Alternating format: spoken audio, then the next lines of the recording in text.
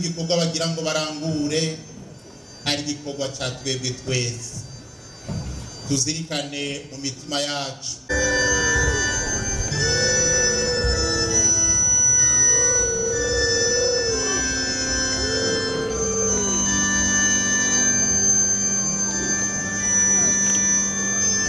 Mwamikazi w'ijuru n'isi, mizero ya Afrika, mukandizi w'Uburundi, mugabekazi w'abatumwa, warashimwe n'Imana ikugira agatangaza mu bandi bavyeyi bose, igutungisha ivyiza byose.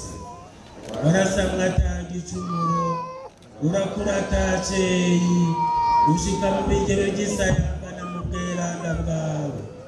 Nezerwa himbarwa Mariya, umukama muri kumwe, muvyeyi w'akarorero, waremeye udahigima hiryo watumweko n'umukama rizotaha. Wibaruka umukiza w'abantu bose, ucuba nyina w'Imana n'abantu.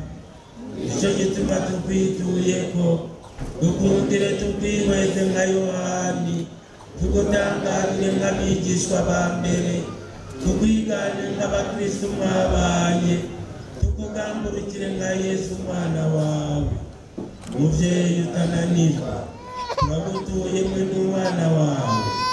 Afrika nzima n'Uburundi bwacu bikingira akabi kose, indwano n'amacakubiri, urwango, umwina w'ivy'isi, ubwishime, agasuzuguro, uruhundi n'umutima n'ubusha bwose.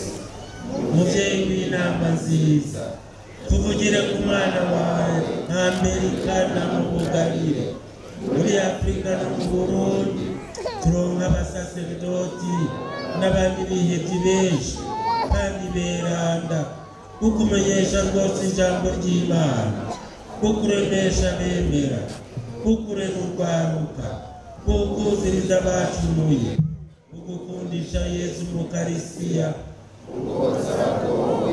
uguhagarikira abacikana.